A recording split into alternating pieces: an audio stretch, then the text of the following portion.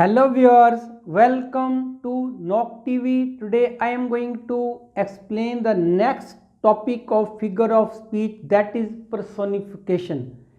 देखें, जब एक स्पीकर बात करता है या बोलता है, खा वो मीडिया पे बात करे, खा वो पब्लिक प्लेस पे बात करे, खा वो क्राउड के साथ बात करे, खा कोई पब्लिक लीडर है, कोई पॉलिटिकल लीडर है, उसकी ये कोशिश होती है कि उसकी बात लोग गौर से सुने। उसकी बात गौर से सुनने के लिए या तो वो ऐसे पावरफुल वर्ड यूज़ करेगा, उसमें इडियम यूज़ करेगा, या उसकी बात में वज़न होगा, या उसकी तकरीर कंप्रीहेंसिव होगी, क्योंकि फजूल बातें कोई नहीं सुनता भी होगा तो वो एक फॉर द टाइम बीइंग होता है।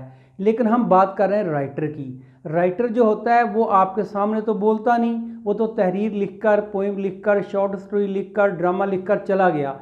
उसके ड्रामे से, उसकी शॉर्ट स्टोरी से, उसके लिटरेचर से, उसकी पोएम से आप लोग क्या इम्पैक्ट लेते हैं, वो भी यही ख्याल रख के आता है। उसकी भी ये तमन्ना होती है कि मेरी तहरीरें लोग पढ़ें। नहीं पढ़ेंगे तो उसका लिखने का फ़ायदा क्या। तो वो ये सोच के अपनी तहरीर लिखता है, ये सोच के अपनी पोएम लिखता है, तो वो कुछ डिवाइसेस यूज़ करता है अपनी तहरीर को पावरफुल बनाने के लिए, इफ़ेक्टिव बनाने के लिए, इम्पैक्ट पड़े लोगों पे ये बनाने के लिए। उसको स्पाइसी करता है अपनी तहरीरों को, मिर्च मसाले लगाता है उसके अंदर, ताकि उसकी बात इफ़ेक्टिव तरीके से आगे पहुंच सके। इसी सिलसिले में हम नेक्स्ट कड़ी जो हमारी वो है पर्सोनिफिकेशन। ये भी राइटर यूज़ करते हैं, जिस तरह और यूज़ करते हैं, रेफरेंस यूज़ करते हैं, बिब्लिकल रेफरेंस होते हैं, इस्लामिक रेफरेंस होते हैं, मिथ होती है, इस तरह हिस्टोरिकल रेफरेंस होते हैं। तो ये यूज़ करते हैं अपनी तहरीर को। प्रोवर्ब भी हो सकते हैं, ईडियम हो सकते हैं, फ्रेजल वर्ब हो सकता है, और ये फिगर ऑफ स्पीच हो सकते हैं। और इसी फिगर ऑफ स्पीच की हम बात कर रहे हैं पर्सोनिफिकेशन।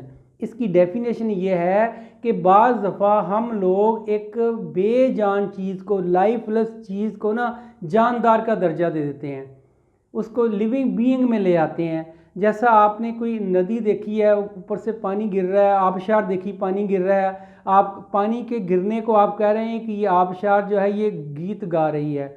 तो आबशार गीत नहीं गा रही। हम कोयल को कहते हैं कोयल गीत गा रही, वो कोयल की आवाज़ है, उसने ऐसे ही बोलना है। हम लोगों ने जोड़ा है कि जो कुकू है वो गीत गाता है, नाइटिंगेल गीत गाता है, उसके गीत बड़े अच्छे हैं, हम पढ़ाते भी हैं। लेकिन ये सारे का सारा पर्सोनिफिकेशन होता है। इस तरह कि हम जोड़ देते हैं नॉन लिविंग को लिविंग के साथ जोड़ देते हैं। डेफिनेशन भी इसकी यही है, personification is a figure of speech in which lifeless things, जो बेजान चीज़ें हैं, एंड एब्स्ट्रैक्ट चीज़ें, एब्स्ट्रैक्ट डेथ जैसे है, डेथ एब्स्ट्रैक्ट विजडम जैसे है, उनको कह रहा है आइडियाज़ को कनेक्टेड विद लिविंग बीइंग्स, उनको हम कनेक्ट कर देते हैं लिविंग बीइंग के साथ, जो जानदार चीज़ें हैं। और मैंने कोशिश की है कि जो एग्जांपल आपको दी जाएँ वो आपकी पोइट्री में से हों, और बाकी मैंने आपको समझा दिया है कि हम बेजान को जानदार का दर्जा दे देते हैं। रात को एक दरख्त है, आप कह रहे हैं दरख्त मेरी तरफ देख रहा है, भाई आपकी तरफ दरख्त कैसे देख सकता है। तो यही तो है पर्सोनिफिकेशन। और आपकी बुक से ली हुई पहली एग्जांपल जो ये है, I hear leaves drinking rain. इस डैश का मतलब है ये पूरा स्टैंजा जो है ना आपका, पहली आपकी जो इंटरमीडिएट की फर्स्ट पोएम है, दैट इज़ रेन। उसी रेन का जो पहला स्टैंजा है वो पूरे का पूरा जो है ना वो पर्सोनिफिकेशन से भरा हुआ है। उसमें रिच लीव्स आया है, अमीर तो पत्ते तो अमीर नहीं होते, पुअर लीव्स आया है, ड्रिंकिंग वाटर आया है। तो शायर ने पहला सेंटेंस ये लिखा है, I hear leaves drinking water rain. कह रहा है मैं पत्तों को सुन रहा हूँ जो रेन पी रहे हैं। पत्तों के पे गिरने की आवाज़ तो वो सुन सकता है, ज़ाहिर उसके कान हैं, सुन सकता है, लेकिन पत्ते पानी पी रहे हैं ये तो नहीं हो सकता। लेकिन ये उसने किया है, लगाया है, यूज़ किया है, और इसी का नाम है पर्सोनिफिकेशन। ड्रिंकिंग रेन, जो रेन पी रहे हैं, कौन पी रहे हैं, लीव्स पी रहे हैं, पत्ते पी रहे हैं। ये पूरा स्टैंजा मैंने बताया ना, फर्स्ट स्टैंजा रेन का, ये पर्सोनिफिकेशन ही है। दूसरी एग्जाम्पल भी आपकी बुक में से ली मैंने। आपका एक तीसरी या चौथी पोएम है इंटरमीडिएट की, जिसमें है cherry, the loveliest tree, the cherry one, the cherry now. उसमें से उसका ये उस पहले जो स्टैंजा उसका आखिरी लाइन है वो ये है, wearing white for Eastertide. उसमें आपको बताया गया था जब वो राइटर जा रहा था तो वहाँ जो चेरी का दरख्त उगा हुआ ना उसके ऊपर वाइट रंग के फूलों से भरा हुआ था तो वो जो दिन चल रहे थे, अप्रैल का फर्स्ट वीक चल रहा था, वो उनका फेस्टिवल होता है, ईस्टर फेस्टिवल कहते हैं उसको। वो ईस्टर फेस्टिवल पे वो क्रिश्चियन लोग जो हैं अच्छे कपड़े पहनते हैं, लड़कियां वाइट रंग के कपड़े पहनती हैं, गाउन पहनती हैं और वो पहन के अपना फेस्टिवल मनाती हैं, डे मनाती हैं, वो त्यौहार मनाती हैं वो। अब राइटर कह रहा है कि मुझे ऐसा लग रहा है कि वो जो चेरी का दरख्त है ना वो भी हमारे साथ कपड़े पहन के ना वाइट रंग के तो त्यौहार मनाने की तैयारी कर रहा है। हालांकि दरख्त को ऐसी कोई मुसीबत नहीं पड़ी हुई, ये शायर का अपना तख़य्युल है, उसकी अपनी इमेजिनेशन है।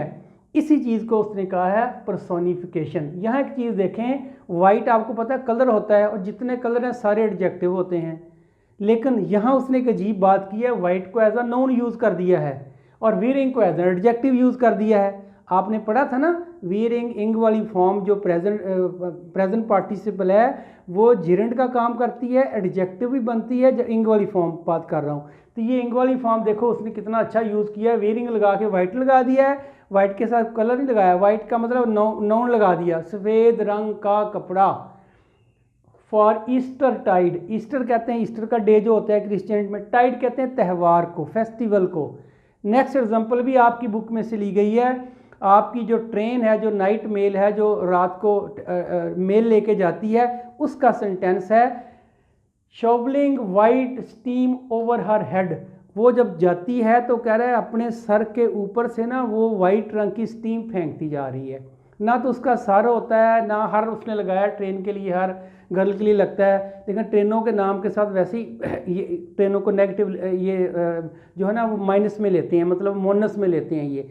तो उसने कहा था वो ट्रेन अपने सर के ऊपर से वाइट रंग की स्टीम फेंक रही है। ये भी एक ज़बरदस्त एग्जाम्पल है पर्सोनिफिकेशन की। एक और एग्जाम्पल है डैफोडिल की है। वो डैफोडिल में आपको याद है जब वर्ड्सवर्थ साहब गए थे, उन्होंने देखा था कि जो डैफोडिल के जो पौधे थे, जो फूल जो थे वो टोजिंग कर रहे थे, डांसिंग कर रहे थे।